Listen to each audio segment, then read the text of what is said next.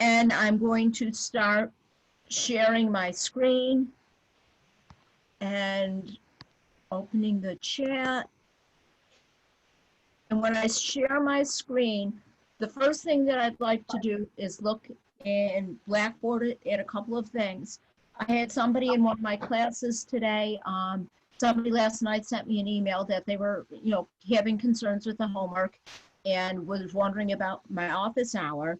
And I know that on the first day of class, everything was explained to you very quickly. So I just want to refresh for you where to find that office hour. So I'm in Blackboard, I'm going to content. In content, I think it's in here twice, but there isn't a separate one. There is a folder for Zoom. Anything Zoom will be in that folder. And in that folder with anything Zoom, you're going to find the link for the class, but also here is where you'll find the link for my office hour. That office hour link is my generic Zoom meeting personal code. So if I ever have to meet with you one-on-one, I will also be using that code. I am hopeful that for the duration of the semester, I will be able to use the same code for every class and also for every office hour individual meeting, unless something happens. I know that they tell us we should try to use passwords, but I really don't want to put another step for you to get into class. So I'm trying to keep things as easy as possible. The other thing, if you go to your grades, you're going to find in there is a grade for attendance. And I had thought, I don't quite get the student view because I'm not a student and I don't have student attendance. But I think if you click on that, it will have a record of every day and how I recorded your attendance. And so if there's a chance that you showed up for class late and I didn't get you, please look at that and let me know. If anybody has concerns with the way I recorded their attendance, please stay at the end of class and talk to me individually. Next, I want to go to the assignment manager and say, hey, well, I just said, hey, how is the homework doing for everybody? Does anybody want me to look at any questions in the homework? Can you look at number 20? In the one that's due today? Yes. Sure. I just have to get the chat down a little bit lower. And again, it's going to be the same type of question, just the numbers of the variables might look a little bit different, but it's on the same material and everybody's is a little bit different. So I figured rather than pulling out an individuals, I'm going to pull it from this generic assignment. Number 20 says, evaluate the expression without using a calculator. Okay, I'm going to tell you one thing. Because we're doing this digitally, I have no way of whether you used a calculator or not, but they do want you to rewrite the expression using a radical first. And so what you have to realize when I have that 169 to the 1/2 power, if my exponent is a fraction, it means I'm going to draw a radical. The base is the radicand. The denominator, that's the unusual part. That's what makes it different. And that denominator becomes the index of the radical. That's what makes the radical having that denominator there. And then the numerator becomes an exponent. And so this is the second root of 169 to the first, which probably looks prettier if you just say it's the square root of 169. Because if my index is 2, it means I'm saying what do I square, which makes it the square root. Is that what we would write first? Yes. And then the second part, they ask you to evaluate it, and the square root of 169 is 13. So to start with, they ask you to write it with a radical, and don't tell me what it equals, just show me what it looks like with a radical. What did you do with the 2? Well, in general, when we have a radical, we have an index, a little number in the corner. And that tells me, okay, since the index is 2, it's saying me what number to the second power is equal to 169. And so when that index is 2, it means I'm taking the second root, which is the square root. And so only when the index is 2, you don't have to write it. Because when I take the square root, the index is always 2.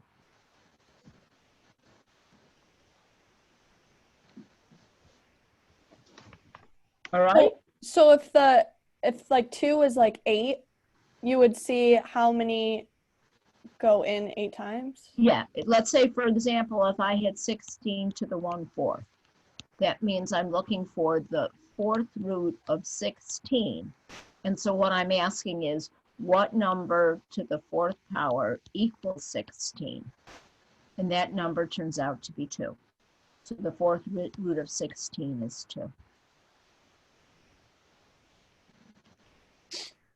So when it says don't evaluate, so like basically you take everything out of the radical, and then that's basically your answer for like not evaluating. If they say don't evaluate, rewrite with a radical, they want you to just take that fractional exponent and change it into a radical expression. I've written over this page way too many times. Would it hurt anybody's feelings if I cleared it and looked at one more example? If, for example, I had something like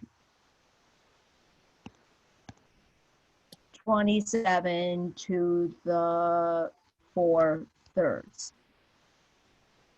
That means, in radical form, I'm taking the cube root of 27 and raising it to the 4th power.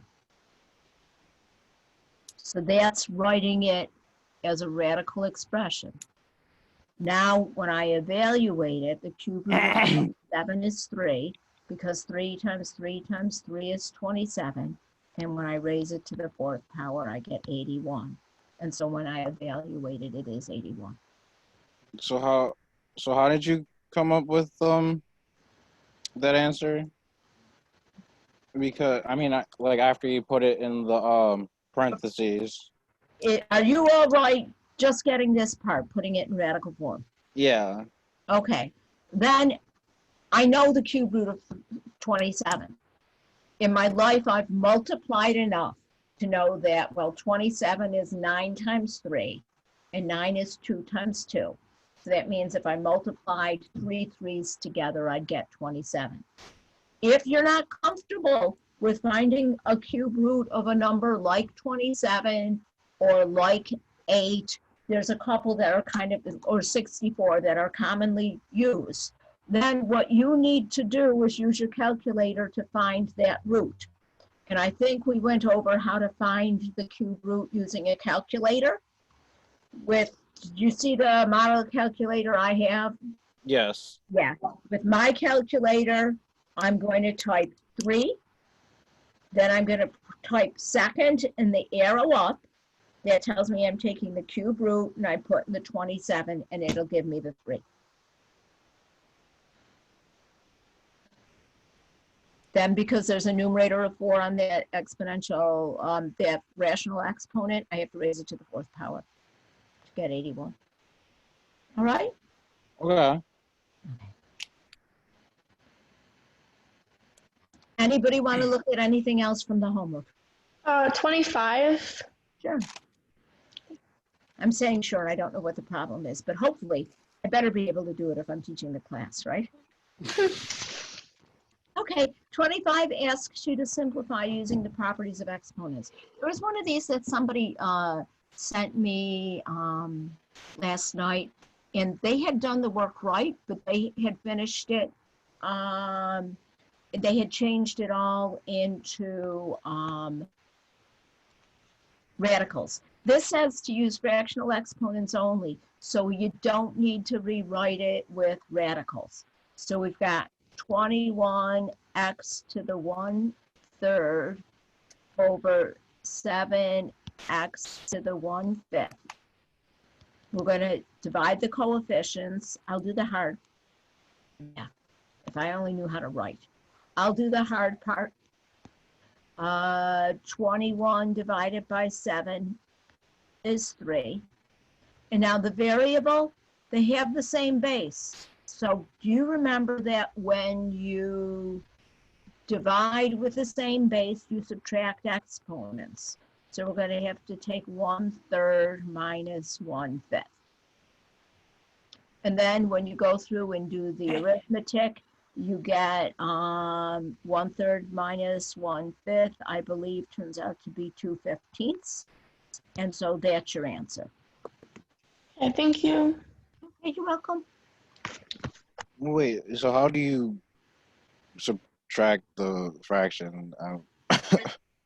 Okay, in order to subtract fractions, if you don't remember how to subtract fractions, meet with me outside of class and I can show you how to use a fraction key on your calculator. But a quick review, if I have 1/3 minus 1/5, I need a common denominator. The common denominator would be 3 times 5 or 15. So I'm going to multiply this by 5 over 5 and get 5/15. I'm going to multiply this by 3 over 3 and get 3/15. And so 5/15 minus 3/15 is that 2/15. Okay. Coming Thank you. back, something you might have learned a million years ago. So, anybody else? Number 24. Okay. Oh, I can just go up one.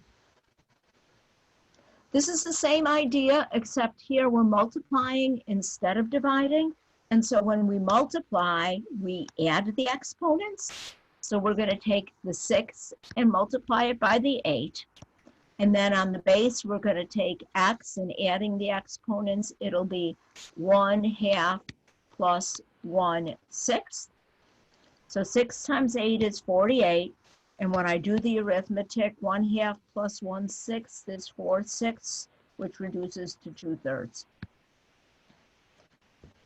So you just add straight across for the fractions, correct? You have to have a common denominator first, Okay. okay? And you have to simplify the fractions, Okay. all right? Thank you. That one better? Yes, thank you. You're welcome. So basically, whether your exponent is positive or negative, whether your exponent is integer or a fraction, the rules for exponents are going to hold. If my base is the same, when I multiply, I add exponents. If my base is the same, when I divide, I subtract exponents. So as long as they have the same base, right, you can add them and subtract them? The bases have to be the same. But then you just, to multiply, add them. To divide, subtract them. To raise to a power, you multiply the exponent by the power. Okay, Just like you do with whole number exponents. Okay? okay. All right. That having been said, then, let's look at where we're going today. Except, I'm gonna stop sharing for a minute, and yes, we are recording. And I need to open the notebook thing. And start sharing again. Oh. Okay, so today is the 18th. Homework 3 is due by the end of the day today. Homework 4, right now we have homework 4 is due on Monday. If there's a lot of questions on Monday, we might push it back, but otherwise shoot to get that done by Monday. Which homework is due on Monday? Homework 4, Okay. okay. I also have a quiz in there. The quiz is in my labs. In one of my other classes, I tried to put a quiz in Blackboard, and what happened was there were so many technical problems that I promise I'll never do that. So the quiz is in my labs. This time I'm giving everybody 35 minutes. Take a picture of your work and submit it. It's due by midnight Sunday. You can take it on your own time, any 35 minutes in between now and then. If there's something going on in your life and that's problematic, shoot me an email. But that's what I'm hoping for. The test is only 35 minutes? The quizzes. Quiz. Quiz. Oh, okay. I thought last class you said it was like the class period. A whole test will be a class, Oh, okay. but not a quiz. But this is just a quiz. And All right. quizzes, I think, only turn out to be something like 5% of your grade. Okay. So quizzes are just a way for you to check to see if you've got it without using the help functions. Okay. The reason that they count as a separate part of your grade is because if they didn't, people wouldn't do them. Right. So, all right, hopefully they're not threatening. They're not a big part of your grade, and hopefully we'll have enough quizzes by the end of the semester that I can drop 2 or 3 of them. Okay? Today we're going to start looking at polynomials.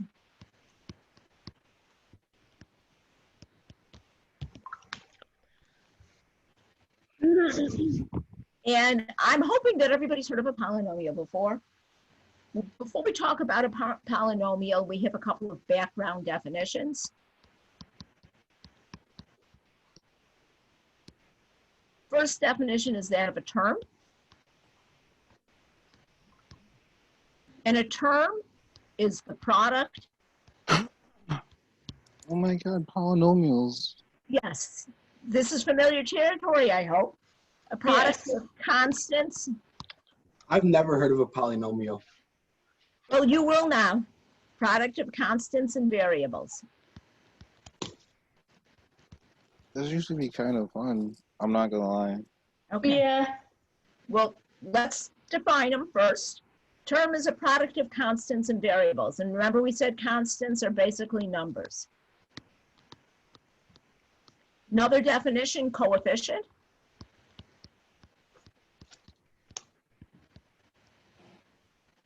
Coefficient is the constant factor.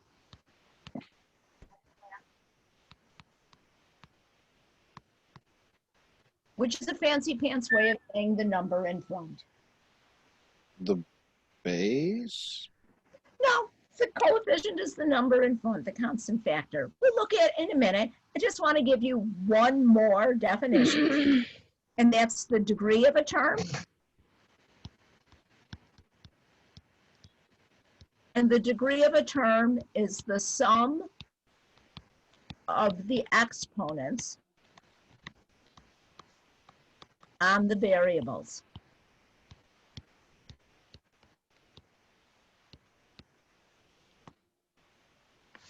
So a term is something that has strictly multiplication in it, numbers and letters, constants and variables. The coefficient, the number multiplier, the number factor is the coefficient.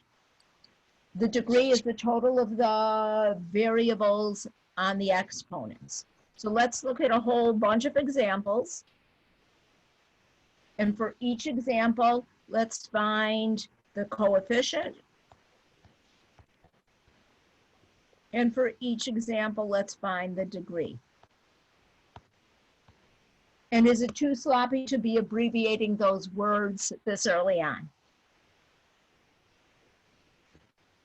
First example, if I have 3x, the coefficient is the constant, the number I'm multiplying by. What would the 3. 3? The degree is the exponent on the variable. 1. If there's no exponent written, it's 1. Beautiful. Next one, let's look at negative 5xy. What's the numeric factor? What's the coefficient? 5. I'm sorry. Negative 5. Now here I've got 2 variables. The exponent on x is?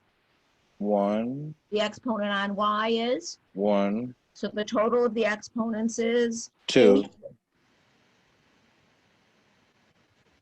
Next one, what if I have 4x to the third? The coefficient is? 4. And the degree is 3. beautiful. One last one. What if I have x squared y to the 5th? If there's no coefficient, if there's no number factor there, what will it be? 0? 1. Oh, One. 1. If there's no number written, there's an invisible 1. It's not that I don't have any of them, it's that I have one of them. And when I look for the degree, when I add those exponents, I get 7. 7. So far, so good. So you want to add the x and the y together? The You- exponents. You add the exponents only when you're asked the degree.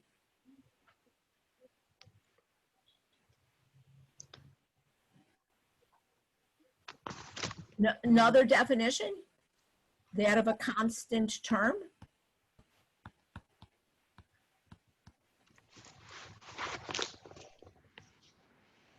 A constant term has no variable factors.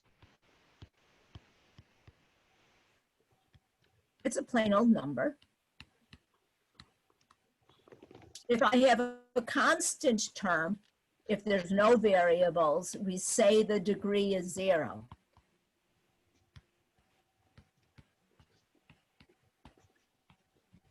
So what do you mean by that?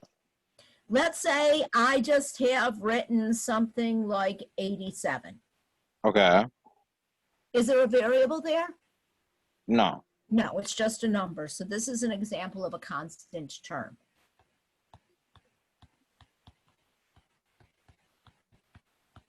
It would be like having a coefficient of 87, but because there's no variable there, we'll say that the degree is 0. Why is the degree 0? If I look at 87, I don't know why you'd want to, but couldn't I say that 87x to the 0 because anything to the 0 power is 1? If there's no x there, we can think of that x as having a degree of 0.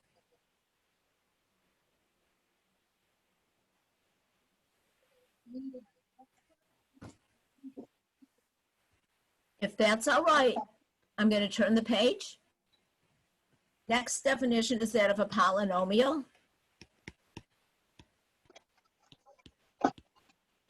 A polynomial, poly means many, is the sum of many terms.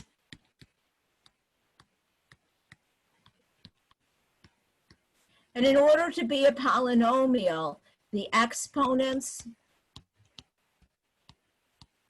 must be whole numbers.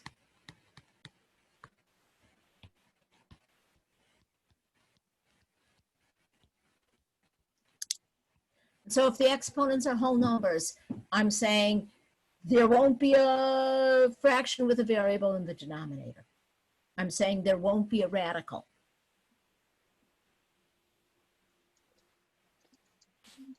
So an example of a polynomial, sum of many terms, might be something like x squared minus 3x cubed plus 4x to the 5th minus 2.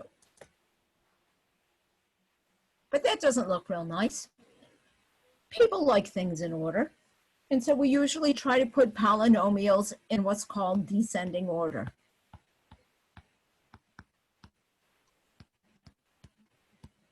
And a polynomial is in descending order if the exponents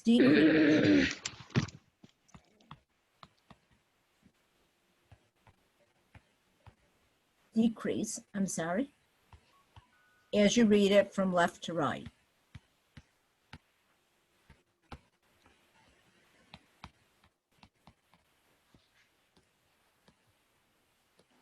We want them in descending order. We want them to go down. So let's stop for a minute and look at this polynomial. Does everybody see that this polynomial has 4 terms? Yes. What's the highest degree? What's the exponent? Highest exponent? 4x to the 5th So descending order, I'm going to put that 4x to the 5th first. in front. What's the next highest? 3x to the third, negative 3x to the third. So we're going to put the minus 3x to the third next. Next highest. The x squared. And because it's positive, we'll put plus x squared. And then the lowest would be Just minus, negative 2. because that's like having x to the 0. So it's in descending order. When we look at it, most people find it more aesthetically pleasing if the exponents go down as you look at it from left to right. And you're going to find when you get into something like pre-calculus and you do long division, that your life is easier when the exponents go down from left to right. The degree of a polynomial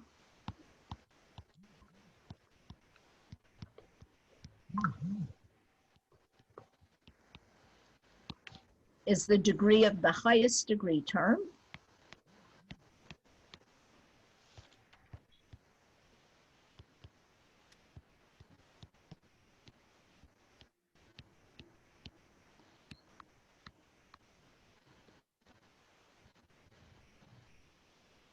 And so as I look at this polynomial that we have written, we've already got it in descending order.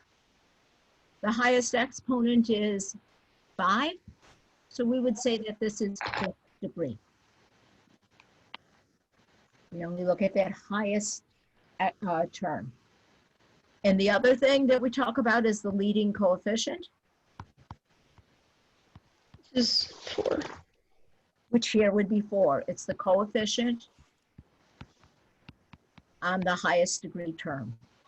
So it's the first one when they're in order.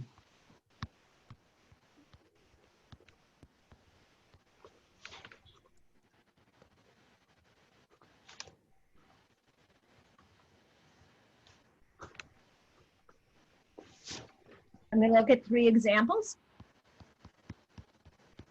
First example, I'm going to look at, let's say, 9x squared plus 6x minus 5x to the 4th plus 2x to the 3rd minus 7. I'm going to shut up for a minute and ask you folks to please on your own put it in order. After it's in order, I want you to tell me the degree. And I want you to tell me the leading coefficient.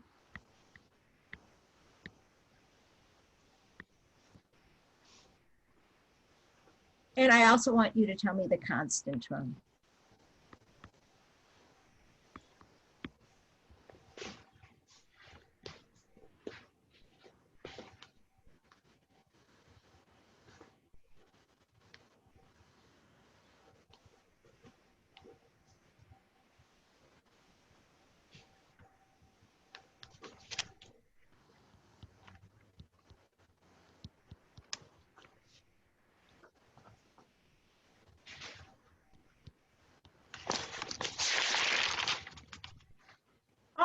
Oh no.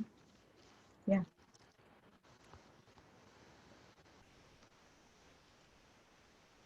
So you go by what is the highest exponent, not the number in front? Right. When we put it in order, we put it in order by exponents.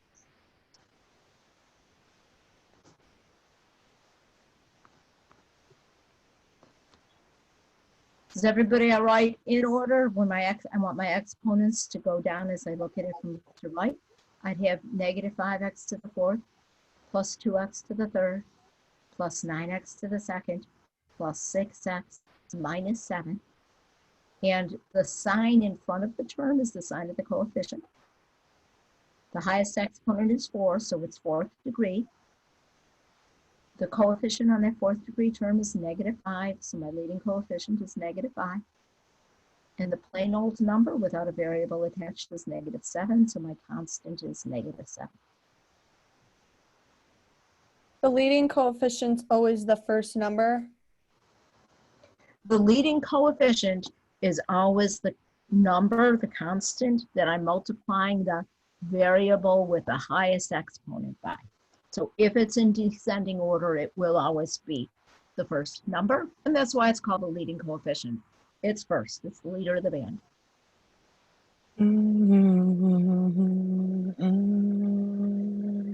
Oh no, is somebody singing me band music?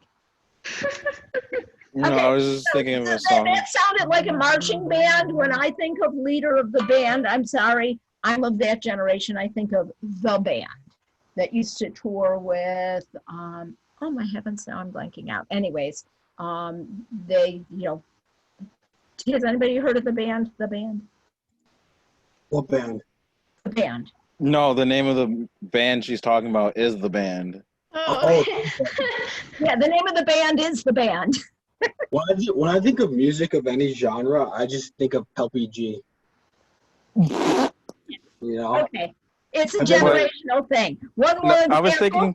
I was thinking of the song by Eminem. It's called My Band. Ah, I thought I heard like Sousa marching music or something. Did anybody ever play in a like a marching band type of thing in high school? I did. Yes, the trombone. Trombone. I had 2 trombones. 2 of my kids played trombones. It was Lincoln said Atlantic City is one of their songs. okay.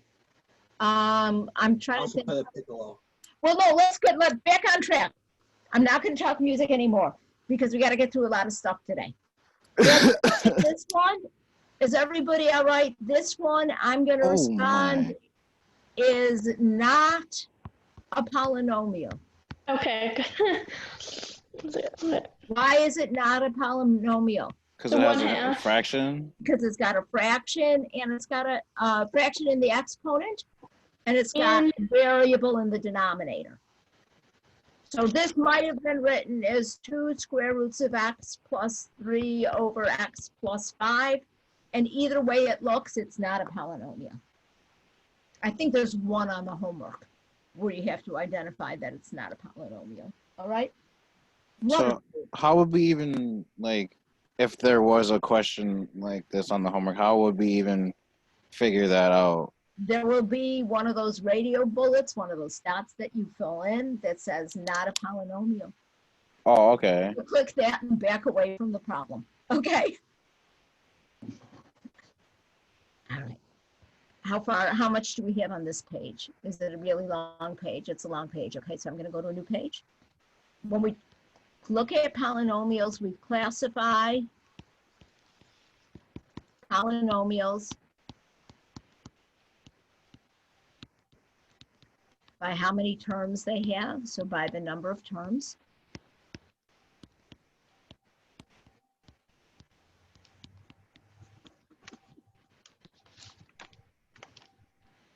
Can we start a math marching band, maybe? If everyone puts an instruments? Like No, if we're you not want doing the music thing anymore. We got to get through the math. After the math, can we do the marching band? Sure. Yes. What And I'll find on my phone, I'll find the band song to play for you guys that you might know. Yes. I'll play along with my piccolo. All right, we're classifying polynomials by terms. First, we're going to look at monomial. Is everybody all right? Mono means 1. So a monomial has 1 term. If I were to look for examples of a monomial, it might be something like 3x. That's a single term. It might be something like 4. That's a single term. What does bi mean? 2. 2. So a binomial has 2 terms. So an example of a binomial might be something like, I think, not yesterday, I apologize. Wednesday, we looked at something like a squared minus b squared. We've got 2 terms there. Tri means? A squared minus b squared equals c squared. We're not talking about equations, just expressions. So not for a little while, but trinomial, tri means 3 terms. And an example might be, let's say, x squared plus or x minus 8. Here's 3 terms. So a term is just one thing, so like 8. One thing where they're all being multiplied. Once you get to addition or subtraction, you're out of the terms. Terms are only multiplication. You're going to sometimes see a general polynomial.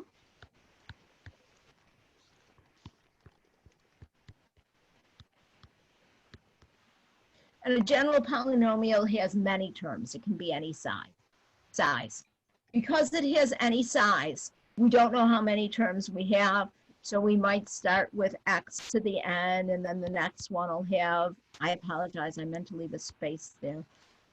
Exponent goes down by 1. Then the next one, the exponent goes down by 2. And we keep on going until we have just a constant term. And so the first one has some coefficient. We don't know what it is, so we'll call it a sub n. The second one, its exponent will be a sub n minus 1, a sub n minus 2. And when we finally get to our constant term, that's just going to be a sub 0. All this means is I'm adding a whole bunch of terms. I don't know how many they are. So this is just my highest exponents. Notice we're setting it up so that the exponents go down, and each of them has a coefficient.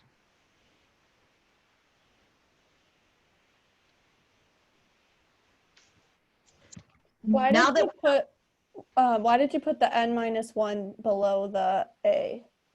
Because those numbers match up, just to say, okay, a sub n is the coefficient on the nth term, a sub n minus 1 is the coefficient. So let's say this might be 4, so this is the coefficient on the 4th term. This is the coefficient on the 3rd term. Just saying that they match. Okay, thank you. Okay, good question. Once we know what polynomials are, we perform operations on polynomials.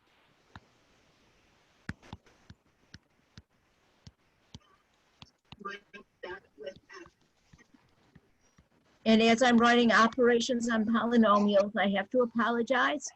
I must be having a little kid type of day. I'm picturing like doing a appendectomy or something on a polynomial. No. That's not the type of operation I mean. I mean things like addition and subtraction. And let's first look at addition. And I think you guys know how to add polynomials. The key words to adding a polynomial is that we're going to combine like terms.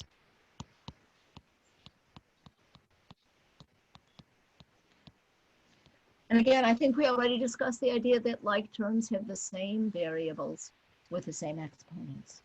So let's look at a few examples of this. If I have 3x squared plus 4x squared, I'm adding two monomials. What do I get? 7x to the squared or to the fourth? 7x squared. In order to add and subtract, they have to be the same and stay the same. What if I have 9x cubed plus 10? 19. Oh, wait, no. They're not. No, So I'm done. Walk away from the problem. you can't, yeah. Yeah. Next one, what if I have in parentheses negative 7x to the third plus 6x squared minus 11x plus 3 plus another set of parentheses 19x to the third plus 7x minus 17. Oh, my Lord. What you have to do is you kind of have to match them up. Since it's all addition, I can disregard the parentheses because there are no numbers in front. Is there a like term with negative 7x to the third? 19x 19. to the third. So we'd have to add 19x to the third. And so that would give me 12x to the third. Is there a like term with the 6x squared? Nope. Nope, we're just going to add the 6x squared. Is there a like term with the negative 11x? Yeah, so it's you can get negative 4x. When I add it to the 7x, I get negative 4x. And is there a like term with the 3? Yeah, negative 17. And so we get minus 14. 14. And so this idea of adding like terms, all right. Yes. Great. One more example. This one's a little dicier. Let's say I have negative 2x squared y plus xy squared in parentheses plus 4yx squared plus 7xy squared plus 2xy. Again, in order to add them, they have to be like. Is there anybody that's like with my negative 2x squared y? The positive 7x y. Oh wait, my bad. I'm sorry. Oh yeah, so it'd be the positive. No, it's gonna be It's just the x 4x squared. It's going to be like with the 4yx squared. When you first look at them, they don't look the same. But remember, it's all multiplication, and I can change order when I multiply. So those two are like, and that gives me 2x squared y. Is there anything like with the x squared y? The 7xy squared. I misspoke. I apologize. It's xy squared. And so the 7xy squared, those would add to what? 8 Eight. xy squared. Because remember, if there's no number in front, there's a 1, an invisible 1. And then that 2xy goes alone. It's okay. So this idea of combining like terms, am I all right in assuming it's familiar territory? Yes. Yes. Great. Then after we add polynomials, we subtract polynomials.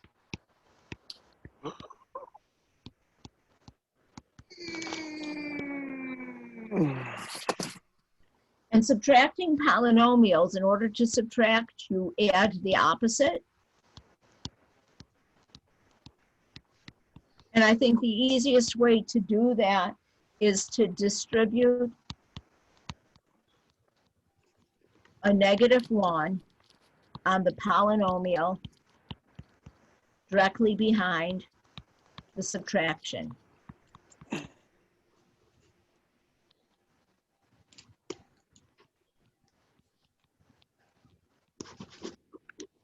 Then add. Oh my gosh. That sounds much worse than it is. I think we've done a little bit of this already. Let's say I have, do I need to wait a minute for writing purposes? Yes. Please. Okay.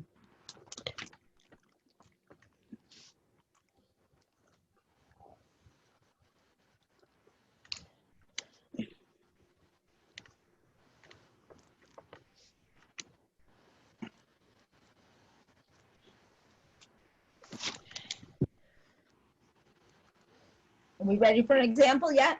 Hold on 1 second.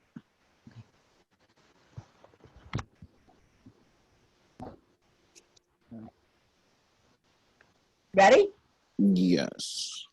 So let's say we have x plus 2 minus 3x minus 5 with parentheses around those binomials. I'm going to write this as a separate step. A lot of people don't, but I want everybody, when you go back and look at it in your notes, to know where everything came from. What's in front of the subtraction stays the same. And then I'm going to put a 1 in front of that 3x minus 5. And when I see that 1 there, all of a sudden, does everybody see it gives me a -1 that I'm going to have to distribute? Yes. So I'm left with my x plus 2, and that -1 times 3x is a minus 3x. On that last quiz, when it involved combining like terms in terms of simplifying expressions, some people change that into multiplication. Don't. That's a minus 3x. But over here, when I have the -1 times the minus 5, negative times negative, we turn that into plus 5. What happened there? And so now combining like terms, 1x plus negative 3x would give me negative 2x, and plus 2 plus 5 will give me plus 7.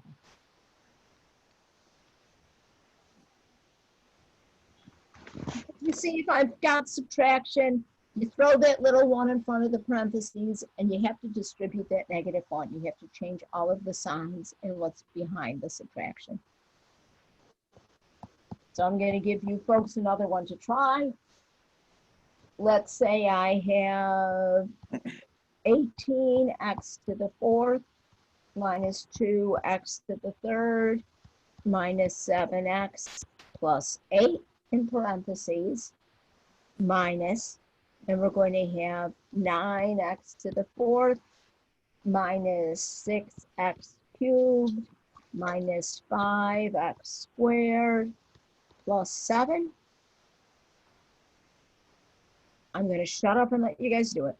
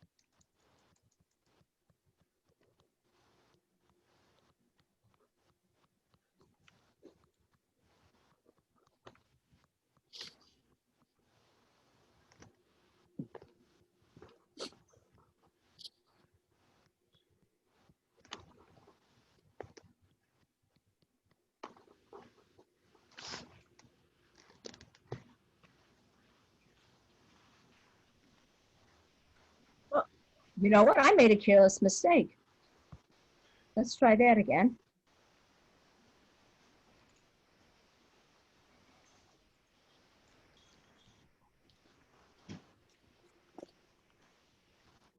Did I do okay?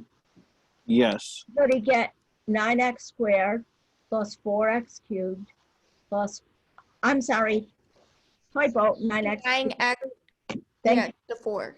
Yeah, plus 4x cubed plus 5x squared minus 7x plus 1. Yes. Not difficult, I hope. No. So next thing we're going to do is we're going to multiply polynomials.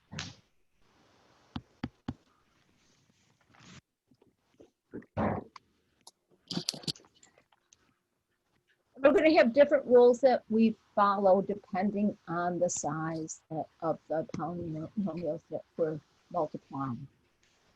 Worst case scenario, we're going to look at what happens if I multiply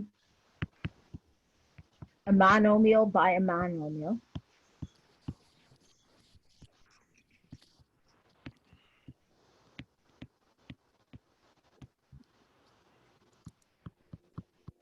And let's look at an example of that before we do the work, because I'm thinking that you folks are going to be able to tell me how to do this. Let's say I have 6xy to the 4th times 12x to the 3rd, y to the 2nd.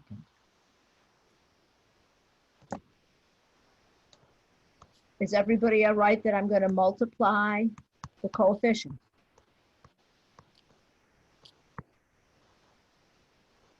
So 6 times 12 is going to give me 72. And then help, what do I do on the like basis? So when we just add them like normal? We're going to add the exponents. Or Or we're going to just use those exponent rules that we already know. 72 x to the 4th, y to the 6th.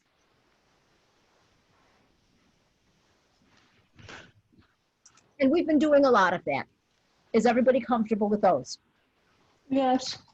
Then, next thing we're going to look at is what happens when we multiply a monomial by a polynomial.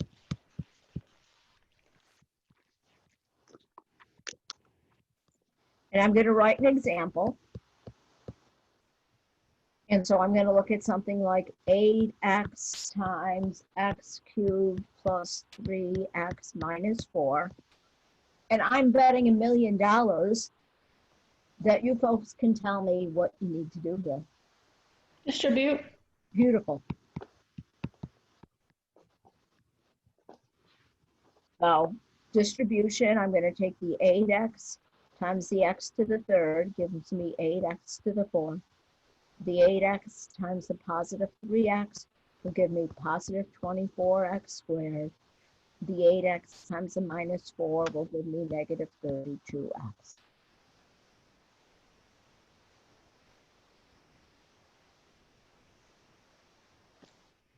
Is everybody comfortable with the idea of distributing? Yeah. Yes. But Professor, I had a question. Sure. You could also use the box method for this one too, right? Not if you just have one thing. Well, If you yeah. have one thing out front, you're just distributing. You wouldn't Really? want a box. Okay? Next one is when you multiply a binomial by a binomial.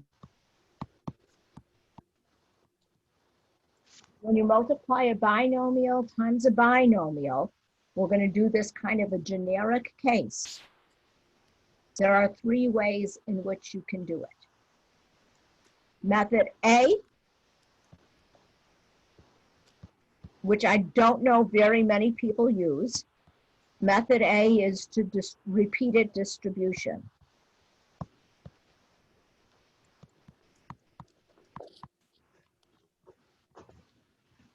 So if I have, let's say, A plus B times C plus D, I'm going to distribute. I'm going to take A plus B times C, and then I'm going to take A plus B times D, and that's going to give me AC plus BC plus AD plus BD.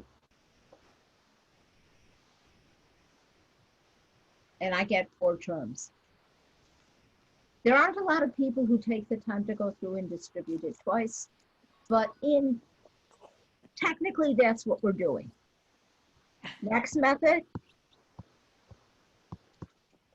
Some people do that by FOIL. If I have A plus B times C plus D, if you're a FOILer, F stands for first.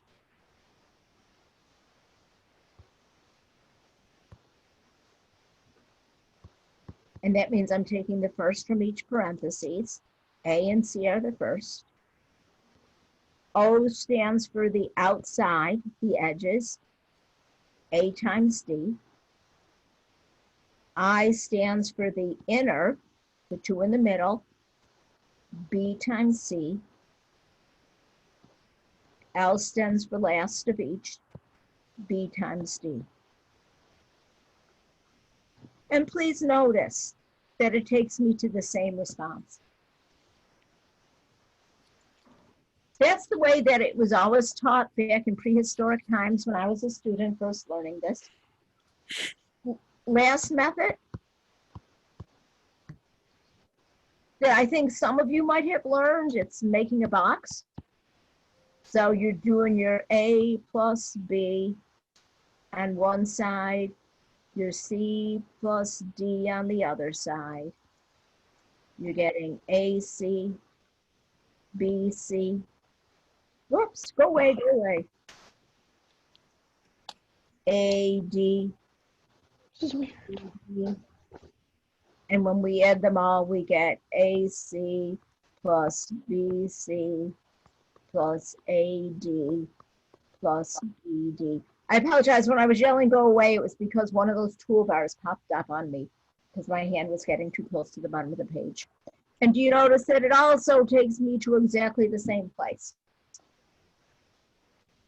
So when you multiply 2 by 2, please notice that we get 4 terms.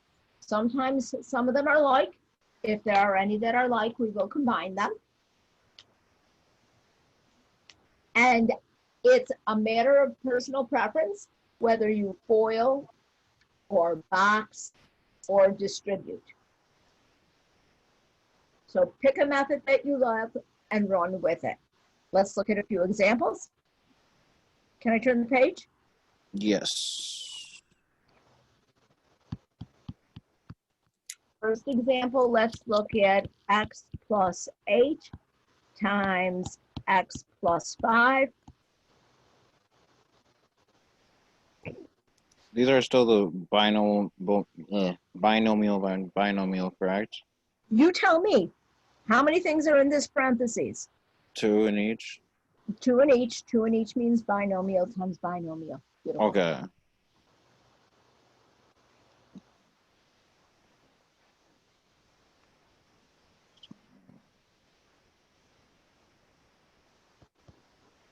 I'm a FOILer. However you get them, the 4 terms should be x squared, 5x, 8x, and 40. And when we combine, we're left with x squared plus 13x plus 40.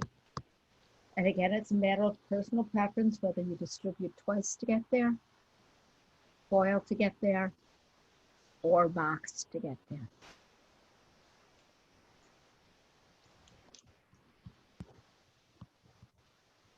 What if I have instead x plus 2y times 3x minus 4?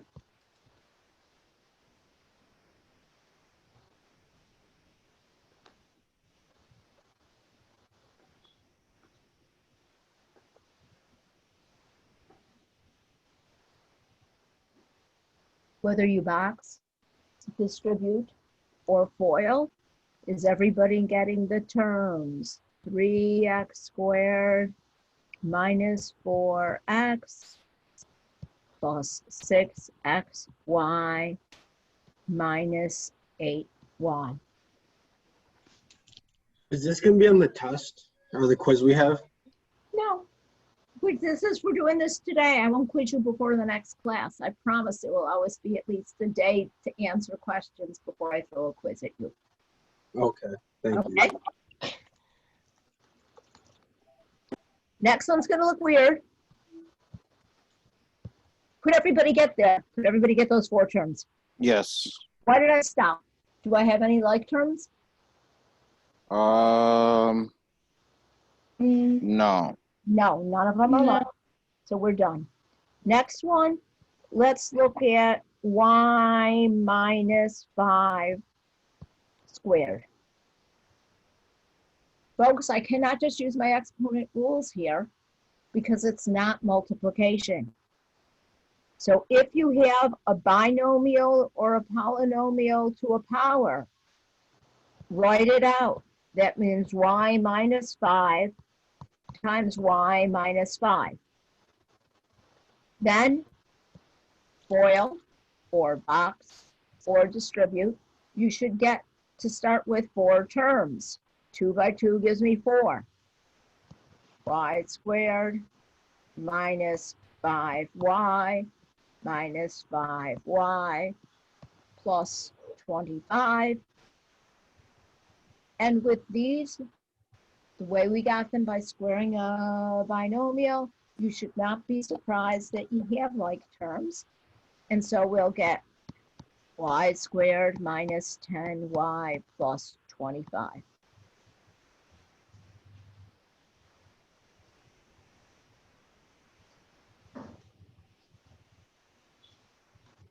Is everybody all right with that one? Yes. Then one more of these.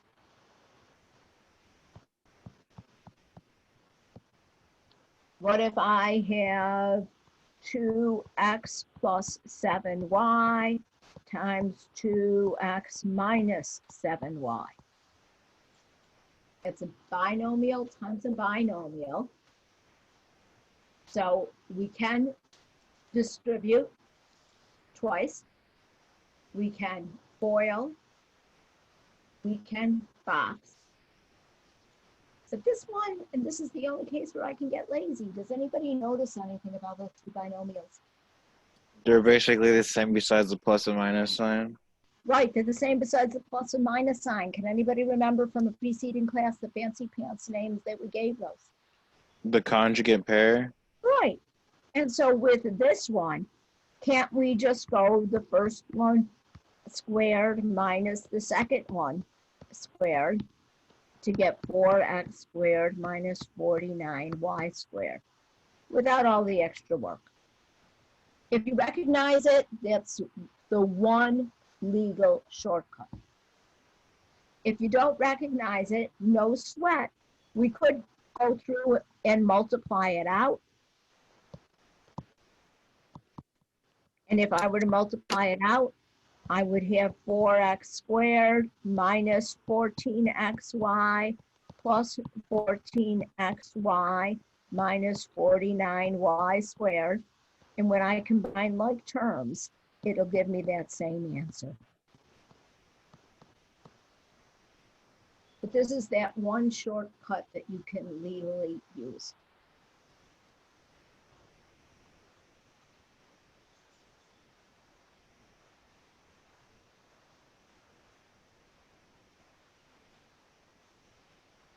Next one is to multiply a general polynomial by a polynomial.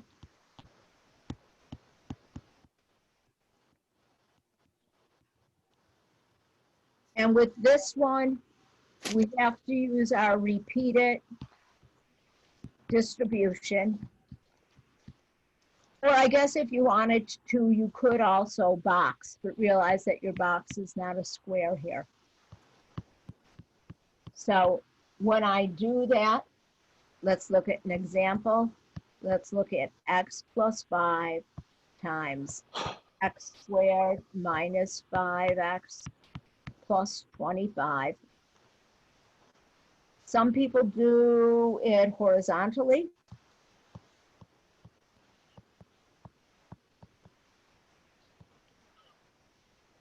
And so horizontally, I'm going to distribute that x plus 5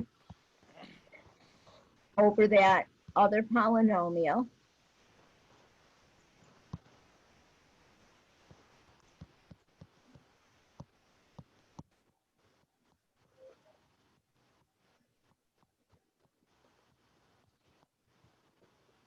So I'm taking that x plus 5 times everything, which is going to give me, here distributing again, x cubed plus 5x squared minus 5x squared minus 25x plus 25x plus 125.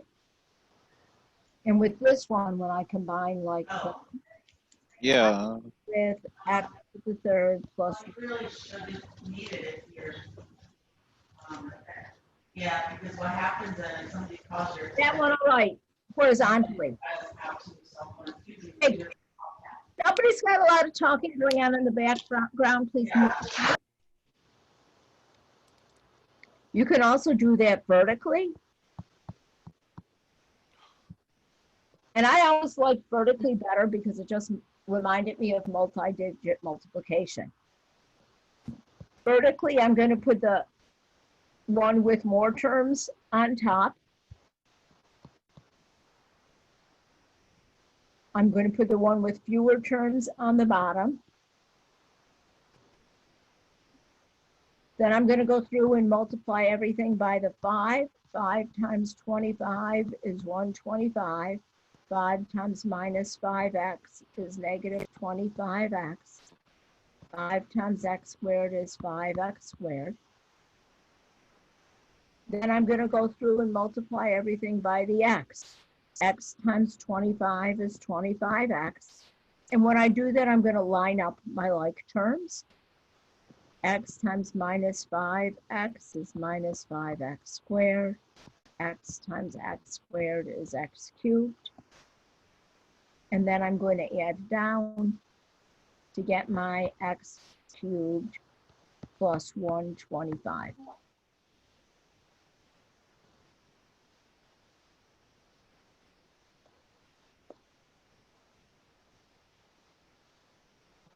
And then lastly,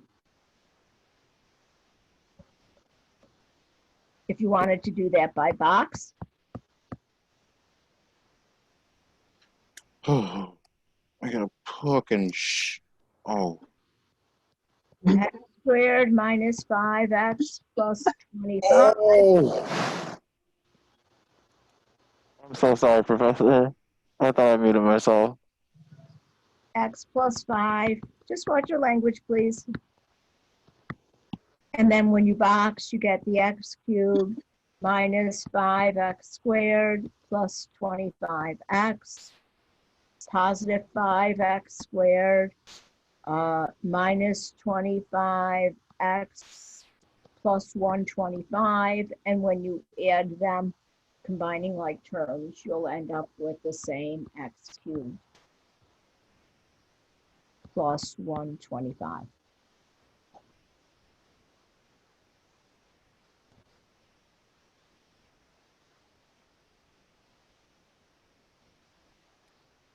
And I can't believe it. It was as far as I wanted to go when we got there.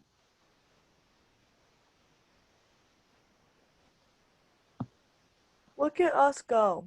Yeah. And Now we have time to listen to music. every other class, when you guys have been yelling at me for going too fast, you all seemed real agreeable with this. Yes? Yeah, it was a good pace. Yeah.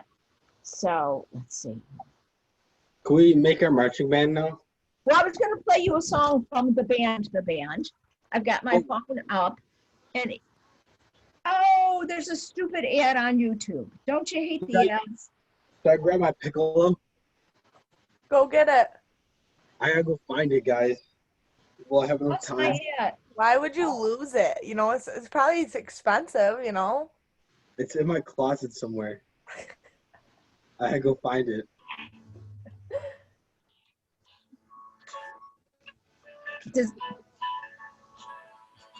It's coming. Do you like rap music? Can you guys hear it? Yeah. Does it sound familiar? No. Oh, well, I feel like I've heard this before. it's a pretty famous song.